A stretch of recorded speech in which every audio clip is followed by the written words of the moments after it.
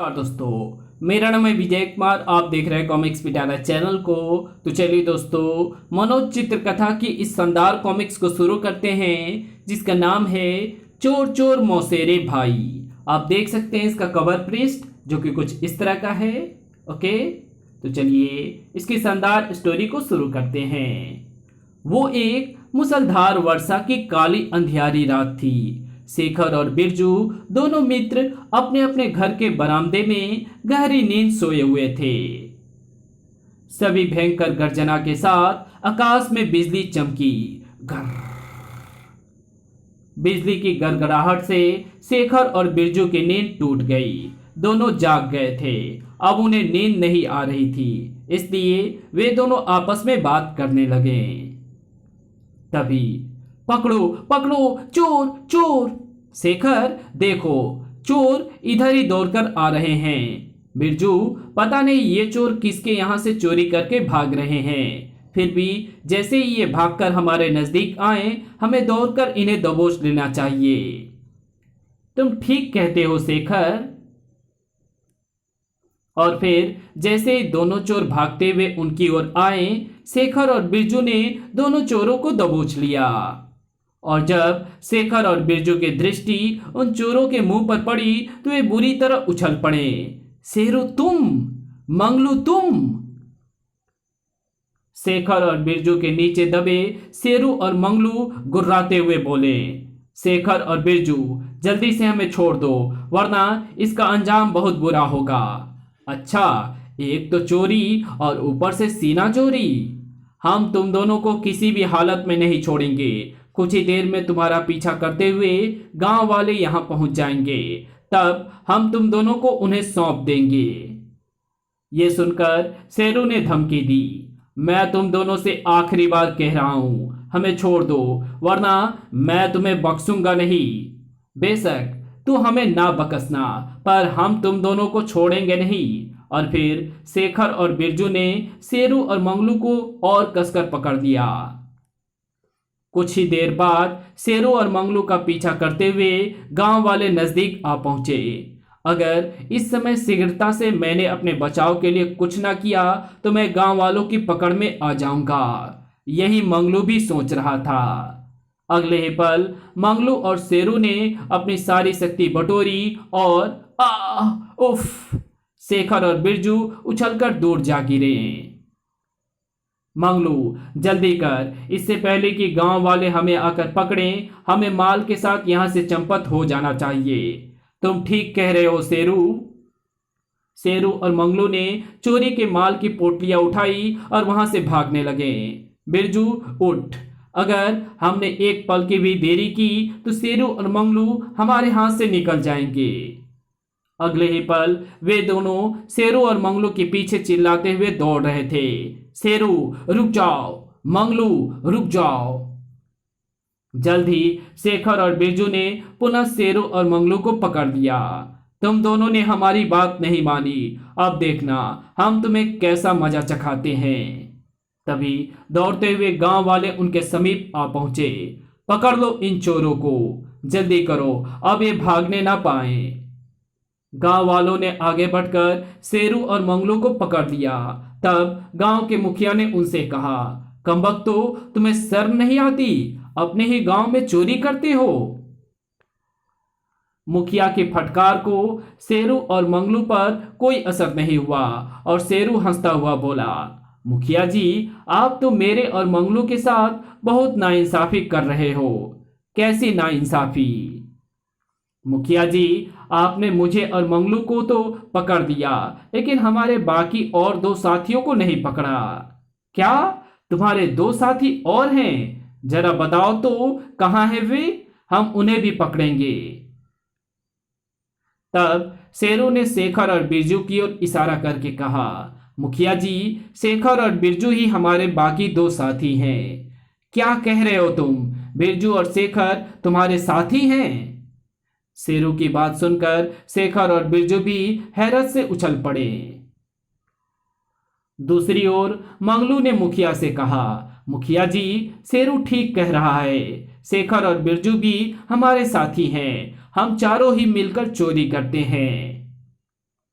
मंगलू की बात सुनकर शेखर चिल्लाया, मुखिया जी, ये दोनों चोर झूठ बोल रहे हैं। बिरजू और मैं इन चोरों के साथी नहीं हैं, बल्कि हम दोनों ने ही इन्हें पकड़ा है। आपने भी देखा होगा, हम इनके पीछे दौड़कर इन्हें पकड़ने की कोशिश कर रहे थे। हाँ, ये तो हमने देखा था। मुखिया जी, अब मैं सारी बात साफ करता हूँ। शेखर और बिरजू चोरी के माल के बंटवारे को लेकर हमसे झगड़ पड़े थे और बंटवारे का ज्यादा माल हड़पने के लिए हमें पकड़ने की कोशिश कर रहे थे। ओह, तो ये बात है। शेखर और बिरजू जैसे भले लड़के भी चोरी करेंगे, ये तो हम कभी सपने में भी नहीं सोच सकते थे।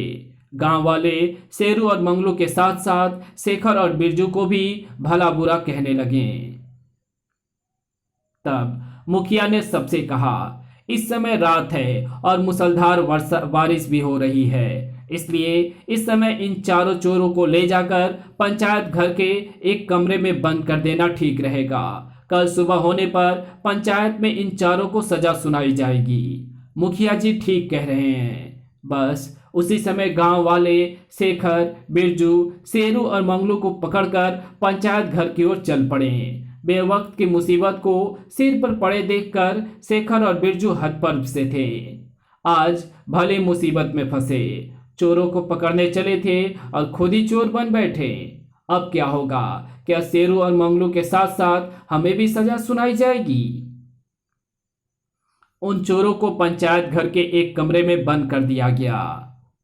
अगले दिन जब वर्षा रुकी तो पंचायत घर में पंचायत बैठी। गांव वालों, कल रात इन चोरों ने हरिया के घर में घुसकर चोरी की थी। हमने दौड़ भाग करके चोरी के माल के साथ इन चोरों को पकड़ लिया। आज इन चोरों को इनके जुर्म की सजा सुनाई जाएगी। इसके पश्चात पंचों ने काफी देर तक आपस में सलाह मशवरा किया। तत्पश्चात एक पंच ने उठकर कहा, चूंकि बिरजू, शेखर, शेरू एवं मंगलू ने चोरी जैसा संगीन जुर्म किया है, इसलिए पंच परमेश्वर इन चारों को गांव से निकालने की घोषणा करते हैं। आज के बाद इन चारों में से कोई भी इस गांव में नजर नहीं आना चाहिए। पंच की बात सुनकर बिरजू और शेखर के चेहरे का रंग उड़ गया। शेखर विनय पूर्वक मुखिया जी से बोला, मुखिया जी, आपको गलतफहमी हुई है। मैंने और बिरजू ने चोरी में शेरू और मंगलू का साथ नहीं दिया था। हाँ मुखिया जी, शेखर ठीक कह रहा है। सुनकर मुखिया जी मुंह बिचकाकर उन दोनों की ओर देखते हुए कहा, शेखर और बिरजू, तुम दोनों को हम और गांव के सभी लोग बहुत शरीफ एवं सज्जन समझते थे। तुमने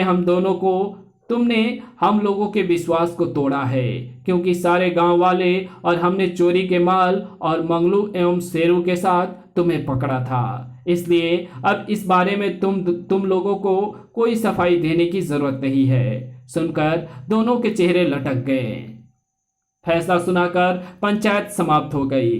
तब दुखी से शेखर और बिरजू अपने घर की ओर चल दिए। राह में शेरू और मंगलू उन्हें मिले। देखा छोकरो, हमसे उलझने का तुम्हें क्या फल मिला? हमने जो कहा था कर दिखाया। न तुम हमें पकड़ते, न आज तुम्हें हमारी तरह गांव से निकलना पड़ता। शेखर और बिरजू ने ही दोनों की बात का कोई जवाब नहीं दिया और चुपचाप अपने घर की ओर बढ़ गए। और जैसे ही दोनों अपने अपने घर के बाहर पहुंचे, घर में घुसने की कोई जरूरत नहीं है, वहीं रुक जाओ। तुमने चोरी करके हमारी नाक कटवा दी है।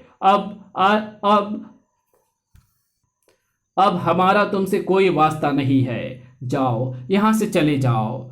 अपने अपने पिताओं का आदेश सुनकर बिरजू और शेखर के कदम जहां के तहां रुक गए।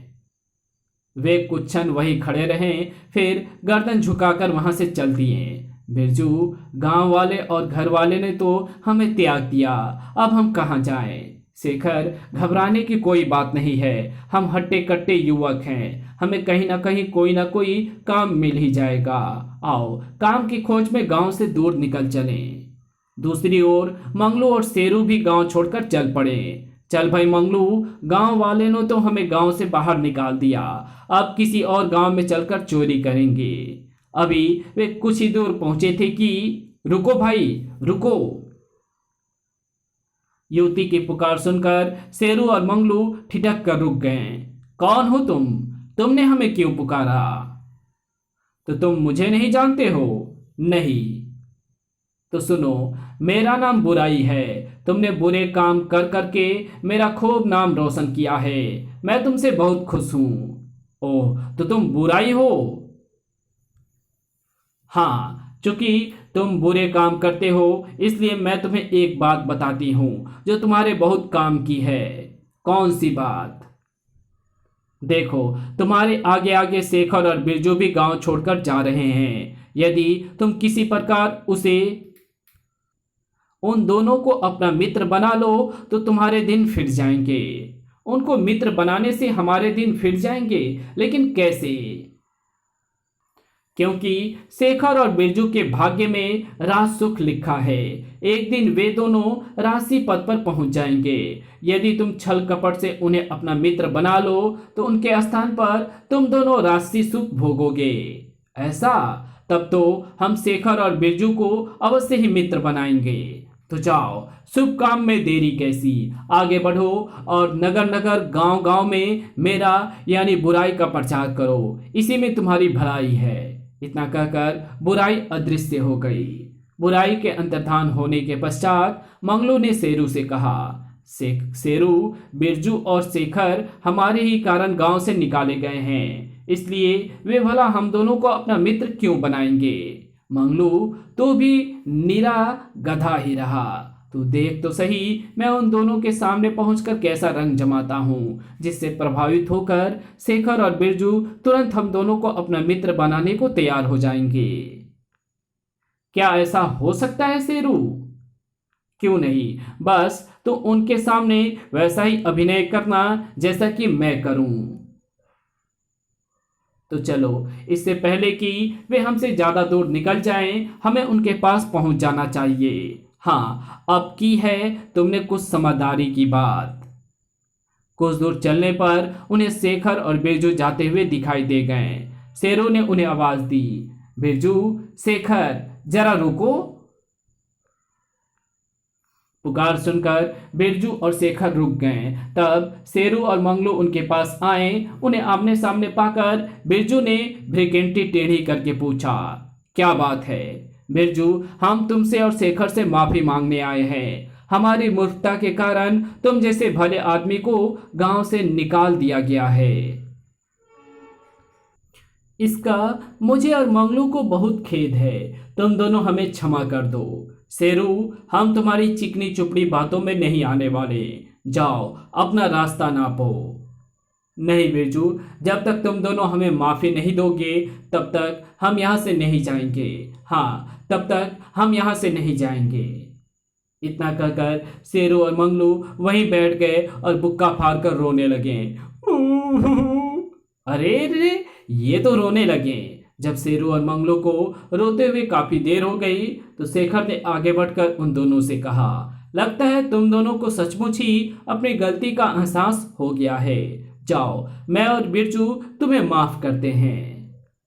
ये सुनकर बुरी तरह रोते हुए शेरू और मंगलू चुप हो गए और झटके से गर्दन उठाकर बोले, सच सच?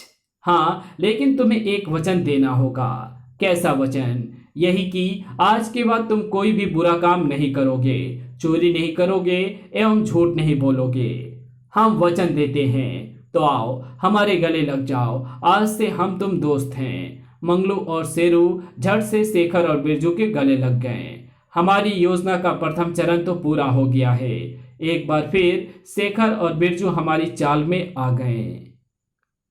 तब शेरू ने बिरजू और शेखर से कहा, मित्रों, चूंकि हम चारों को गांव से निकाल दिया गया है, इसलिए अब हम चारों एक साथ रहेंगे और एक दूसरे के सुख दुख में साथ देंगे। शेरू, तुम्हारी बात सुनकर हमें खुशी हुई है। आओ, तुम दोनों भी हमारे साथ चलो।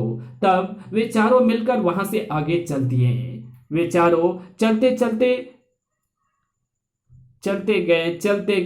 चलते चलते उन्हें रात हो गई। वे एक वन में पहुंचे। तब शेरू ने कहा, मित्रों, रात हो गई है, इसलिए इस जंगल में आगे बढ़ना खतरे से खाली नहीं है। क्यों ना आज की रात इसी जंगल में गुजारें, हम कल सुबह आगे बढ़ें। तुम ठीक कहते हो शेरू। वे एक पेड़ के नीचे रुक गए और आपस में बातें करने लगे। बातें करते करते काफी रात हो गई। तब बिरजू बोला, रात काफी हो गई है, अब हमें सो जाना चाहिए। बिरजू, नींद तो मुझे भी आ रही है, लेकिन अनजान जगह है, ऊपर से बियावन जंगल है। हम चारों को एक साथ नहीं सोना चाहिए, बारी बारी से जागकर पहरा देना चाहिए। हाँ, सुरक्षा की दृष्टि से यही ठीक रहेगा। इस कहानी को यहीं खत्म करते हैं। इसके आगे कहानी पढ़ेंगे इसके पार्ट 2 में। तो मिलते हैं इसके दूसरे पार्ट में। तब तक के लिए बाय। अगर आपको ये वीडियो पसंद आई हो तो इस वीडियो को लाइक कर देना। चैनल पे नए हो तो चैनल को सब्सक्राइब जरूर कर देना, और जहां इस वीडियो की जरूरत हो वहां इसे शेयर जरूर कर देना। Thanks for watching my videos.